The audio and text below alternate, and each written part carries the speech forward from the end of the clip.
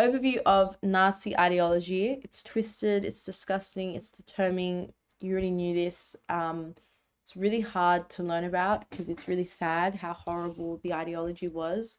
But it's still important that you understand it beyond morality, and it's hard to, because learning about it and what they were like to women and to children, the Holocaust, the Jews, how they were killing people in concentration camps, horrible. But they're not going to ask you, was Nazism bad? Like, they're not going to ask you a morality argument in the exam. It's got nothing to do with the morality or if it was good or bad. It's more the analysis of it, how different people were attracted to Nazism. So, as like uncomfortable and like wrong as all the content is, it's not coming from a morality point. So you just have to make sure you're still seeing it factually, because I feel like it's really easy to get into the mindset where you can start to follow like a morality argument unconsciously. But it's good if you stay on track with just the ideology. And the way that I did that was by sticking with themes and looking at like the political ideology, the economic ideology, the social ideology, the military ideology, just looking at the different themes so that you're separating it from like our morality. So the tenets of Nazism were outlined by Hitler in his 25 points of the Nazi Party and within his memoir Mein Kampf. So when you're looking for quotes for Nazi ideology, these two are the best to go to. I think Mein Kampf has some really, really good ones, just some of them like main points. And there's actually one that I've put in a slide soon that you guys can take a screenshot of and use. But the 25 points also have really good ones to use. But Nazism is literally a complete mirror reflection of the beliefs of Hitler. So it's the essence of his ideologies imbued within his speeches, writings, and policies.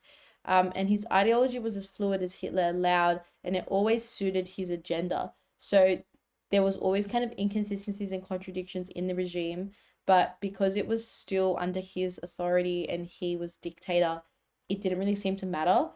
Because he was dictator, so what he said goes. But he would shift his ideology, and sometimes it would follow one way rather than the other, and then it would switch just depending on his own agenda, which makes sense because that's dictator behavior. So in terms of nationalism and Volksgemeinschaft, nationalism and Volksgemeinschaft, it's an extreme form of nationalism. It's very big on safeguarding German interests. Which means there's no diplomatic intentions or aims to improve relations. So another connection you can make is when you compare Stresemann and the work he was doing in the Weimar, where he's having these plans, he gets Germany admitted into the League of Nations, he's improving the border relations, and he's obviously got good connections with America if they're gonna increase the loans. When you look at Stresemann, what he was doing diplomatically and internationally, it was much more towards peace. Hitler, peace wasn't an option. He wanted to take over the world. So if anything deemed to counter Germany's interests, any treaties, any negotiations, any policies and legislations were ignored. If it was anything that could be a threat, Hitler didn't want it. But honestly, if it had anything to do with peace, he didn't want it either. He was so big on just Germany succeeding. And a good word for this is ethno-nationalist. So if you wanted to explain how they kind of define German interests and what's safeguarding that, it's because they were ethno-nationalists, which is the idea that being German was to do with your ethnicity and blood. So this is where Volksgemeinschaft comes into play. It means people's community. I don't recommend learning like all the German words, but this is one of the ones that you 100% should know. And it's good that when you use it, you put people's community in brackets, just because, again, it's one of those little things that you can do. Just go a little bit above, but it makes your response stand out. So Volksgemeinschaft is the belief that all Germans should unite and work together to reduce inequality. But that was very surface level, and it was never actually followed. It was more like all the German people coming together, like we're one big people's community, and it was very idealistic, but it was really just a product directly of Nazi propaganda. So then other parts of the nature of Nazi ideology are totalitarianism and the Führerprinzip, which is another one of the German words that I really recommend learning. So it means the leader principle, and it was the words of the Führer are above the law. So it basically just gives Hitler complete power, almost godlike. And it's the central basis of the political power in the governmental structures of the Third Reich. So Hitler wasn't just the Führer of the Reichstag, but of the German state and its people. So like we said before, in law and in title, he was completely dictator. Like he was the entire dictator. So he was a political father figure. And that's why all the propaganda is always like really creepy, and it's him with little kids.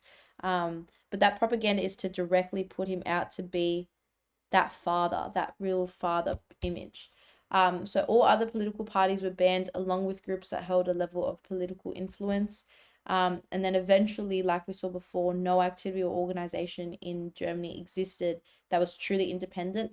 It all had some influence by the Nazi Party. But censorship and propaganda played a key role in maintaining this. And connecting the two is really important, because that's how the cult of personality around Hitler began. But Hitler was the first and last person to hold the title of Führer. All right. And then social Darwinism comes into play, which is the beliefs that certain races are superior, so Aryan Germans, and others are inferior, which are Jews, Slavs, Roma, and Black people who were persecuted by the Nazi Party. They justified Lebensraum. So Lebensraum is the idea of living space. And when you talk about it in a really broad concept, Hitler genuinely wanted to take over the world. He wanted to start with Germany, but he wanted to take over the whole world. Like, I know that sounds like oh, everyone wants to take over the world. He literally wanted to have influence over the whole world, and be this really great leader of absolutely everyone and everything. So that's the idea of Lebensraum, is like taking over space. But to start that campaign, he wanted space for his Aryans, and he believed that the Jews, Slavs, Roma, and Black people were taking up that space. And he was like, well, you're taking up our space. Let's turn to concentration camps and horrific treatment, by vilifying any non-Aryan groups. And this is where eugenics or racial hygiene comes into play, which is the aim to biologically improve the Aryan master race by cleansing unworthy life from the gene pool. So it's really horrible, and this is where it's hard to not blur the lines between morality and what you're learning. But it included the extermination of these groups, where they used mass euthanasia, forced sterilization. They had laws that prevented sexual and romantic relationships with Aryan and non-Aryan people. They really did all that they could to cleanse the inferior races out of their gene pool, which is absolutely horrible. But like I said, Lebensraum, which again, see how like in the lecture we've got the German name and the brackets. That's one of my tips that I always recommend in modern, just for standing out, just so you have in your, I feel like the brackets, I don't know, like I see living space and I get my argument just from the word living space, because he obviously like wants to have all this living space for people. I feel like it can help your memorizing, because there's so much content in modern, but it also has the German definition there. But Lebensraum is the expansionist desire of the Nazis to occupy other countries in order to provide greater room for the growing Germanic race, which he has to start in Germany. And that's why it's so closely tied to social Darwinism, because inferior groups were dominating space that could be used for Germans. How's he going to grow the Germanic race to other countries when he believes that he doesn't have enough space in his own? That's kind of how it goes. And it was used to justify German colonialism in Eastern Europe, which stipulated that almost all of native populations of Eastern Europe needed to be permanently removed. So this man was crazy about this living space idea and how much space Germany needed, but it was really just coming from greed and power. Other elements when we're looking at the nature of Nazi ideology come economically. And economic self-sufficiency means that a nation doesn't require outside assistance of resources in order to survive, which is why Germany was very big on being self-sufficient. And again, when you compare it to Stresemann, who's really relying on outside sources, on plans with Britain and France and America to help build back up their country and reverse the mistakes of the war, this is like the complete opposite. So it's weird to think that if Stresemann kept going, if the Great Depression didn't happen, if Hitler never came to power, how different would our world look? But Hitler was very big that Germany didn't need anyone. They blamed the other countries for the war. They didn't believe in the treaty and obviously thought it was a stab in the back, and that it wasn't fair. So it does make sense that they were very big on being economically self-sufficient.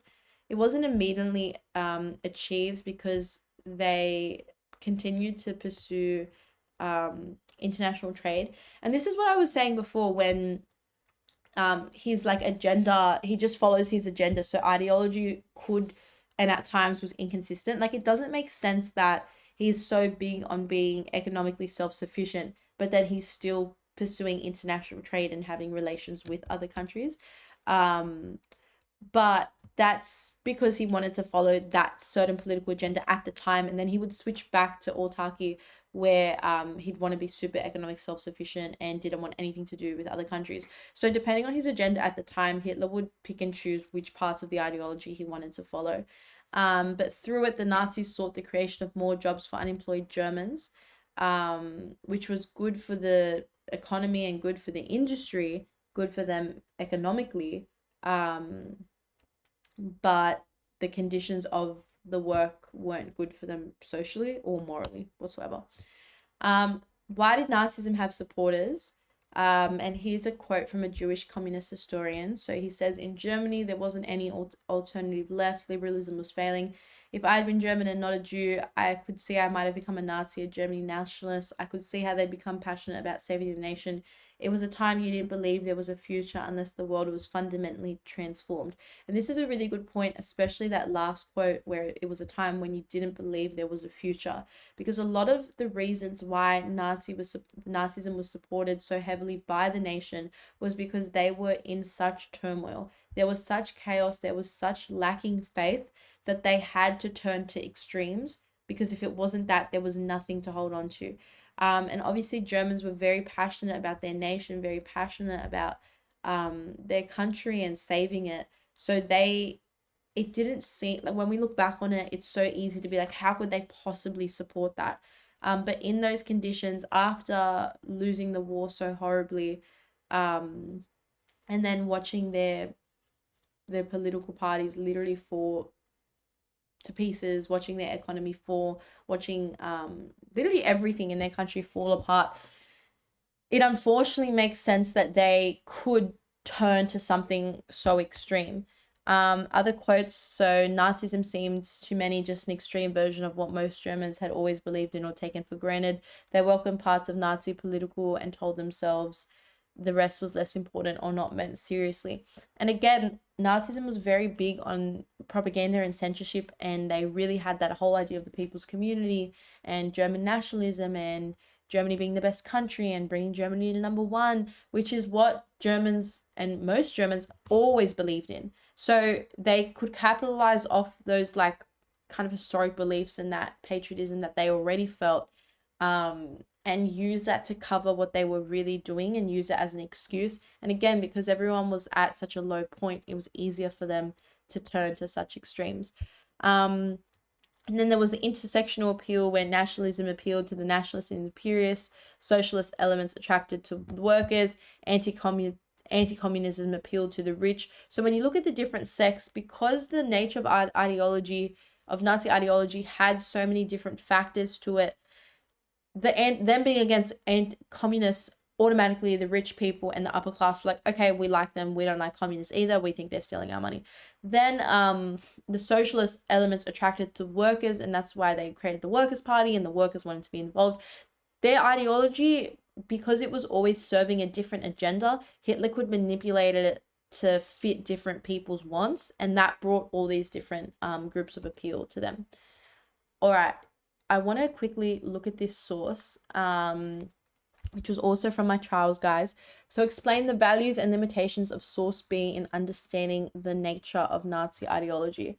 I'm going to create a poll on this, because I'm interested to see what you guys think, because now we've gone through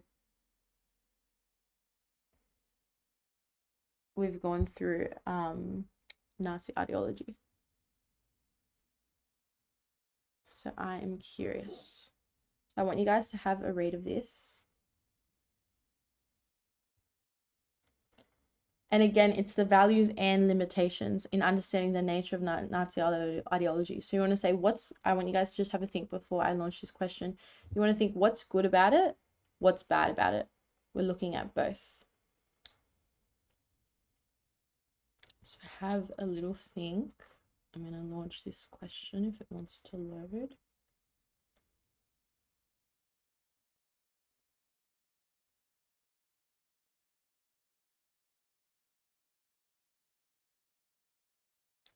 When it load, or even if you guys want to leave anything in the question box.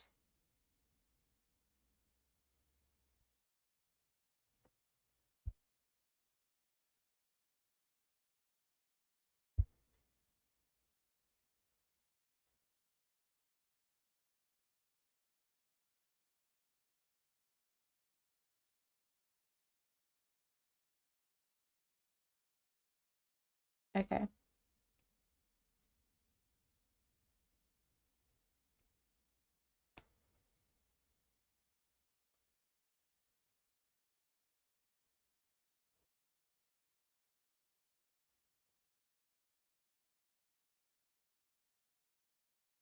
All good. Well, I hope you guys can see that. You can name any values and limitations below, and I want to go through them just so we can look at your answers. And again, it's completely anonymous, so leave what you think, and then I can give you guys some feedback on your answers, which can hopefully help. It doesn't have to be anything super fancy, because it is 7 marks, so you want a couple of values and a couple of limitations. You don't have to write a full paragraph, guys. It can just be simple. I know it's still the morning, but we'll have a look at this.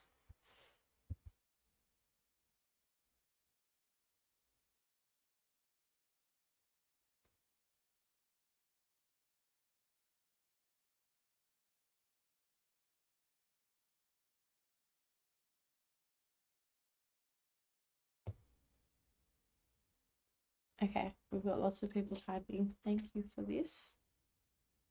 I was just going to read out the answer, but I want you guys to be able to get feedback from this. All right. So far, comes from Hitler himself, primary and gives direct insight into the leader's perspective of his role. That's true. That is a value because it is primary source. And that's always look in terms of when we're looking at values and limitations. That's so good that you recognize that. It's so good to always look, is it a primary source? Is it a secondary source? It is a primary source. It's directly from Mein Kampf, which is written by Hitler, who's the leader of the Nazi party. So it does explain the ideology. Perfect. Who said that? Who said that? That it's an extract so it doesn't show the fully complete text, could reveal something else. You guys are too smart. That is such a good point, guys. If you ever see an extract, this is such a way to finesse the system. I'm so proud of that person. If you ever see an extract, always say that it's a limitation because you're only getting one part of the text. And of course, in this context, you can assume that all of it's going to go along the same lines because it's Hitler and he's a literal fanatic about Nazism. But that's just an assumption. You don't know that because it's an extract and you've only got a little piece of the text. So there could be something completely different after, or you're not getting the whole picture. This is just one part of it. So always, if you ever see an extract in history and they're asking about the value of the source, it's automatically limited because you're only getting a part of it. Perfect. Values the source author is by Hitler, reveals his insight on Nazi ideology, what it stands for. Very good. Limitations, not all aspects of Nazi ideology, only fewer principles. So true. That's another thing. And you can combine this with the extract part. You can say, yes, it's limited because it's an extract, so we can't see the full picture. But on top of that, it's only looking at one element of Nazi ideology. It's not talking anything. Where has it mentioned anything about their economic anarchy, where they're talking about self-sufficiency? Where has it mentioned anything about eugenics and how big they are on the people's community, Volksgemeinschaft? Like, this is only one part of kind of Hitler's leadership, but it's asking the nature of Nazi ideology. And I'm really happy that you guys picked this up. Someone else said, you guys are so smart. You guys are so smart. Let's read this. Guys, everyone's getting 7 out of 7. Everyone gets full marks. Everyone gets a gold star. Only examines the governmental stance of Hitler, despite the quote stating the movement stance is so true. The extract has some missing parts, only offers one perspective. Or true, 7 out of 7. Provides a general overview of the government stance on National Socialist movements in terms of its extent to exercise authority. Primary sources, different quotation. Yep. It tells us Hitler's view on power. It's Hitler, it's bias, so true. Some insight what Nazi ideology plans to do with power. Guys, you're killing it.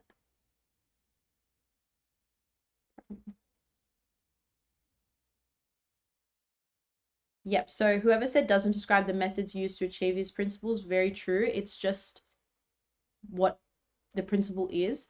But I'm happy that you guys are picking up that this isn't like a full description. Like, it's great for understanding the nature of Nazi ideology politically, but when we're looking at the nature of Nazi ideology economically, socially, the military stance, the international stance, what you get, this extract gives us nothing. Like, literally give us nothing.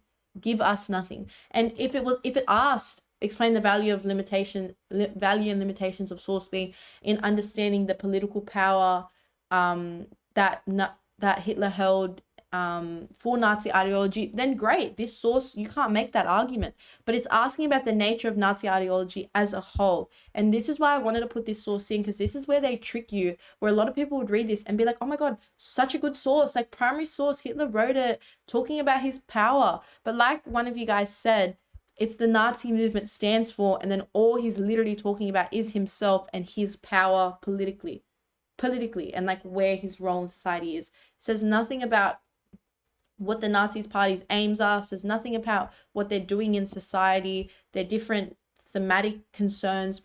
Zero. Give us nothing. Someone said in this type of question, you could say that bias is a value because it reveals Nazis' perspective and what they truly saw.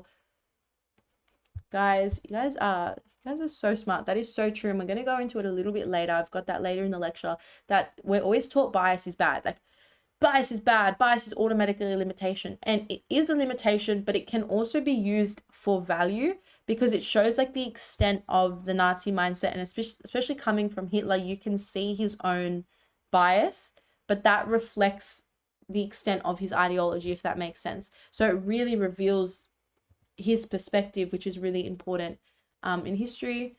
And then someone just left one more. Comes from Hitler, so it's valid in description. Extract only shows part of it. No mention of economic standpoints. Only one perspective. Ellipses means some of the quote has been extracted. Could mean a biased interpretation. Guys, you guys are too smart. You guys seriously need to take over this lecture for me. I'm so proud of all of you. Everybody gets 7 out of 7. Everybody gets 7 out of 7. These are all really great points. All you have to do now is put that into a paragraph. 7 out of 7. You guys are getting there to 25 out of 25 in the core. These guys, like, I seriously, honestly did not see one incorrect answer. I'm very proud of you all. I hope you guys can see all those answers and go through them. What you'll find is a lot of them, you guys are all on the right track and all like at the same place where you're looking for the same things. But it's great that you can start. And when you're looking for values and limitations of sources, it's always good to contradict yourself. So be like, okay, it's a primary source. I always start, is it a primary source or is it a secondary source? For this one, we're like, okay, it's a primary source. It's written by Hitler. That's great.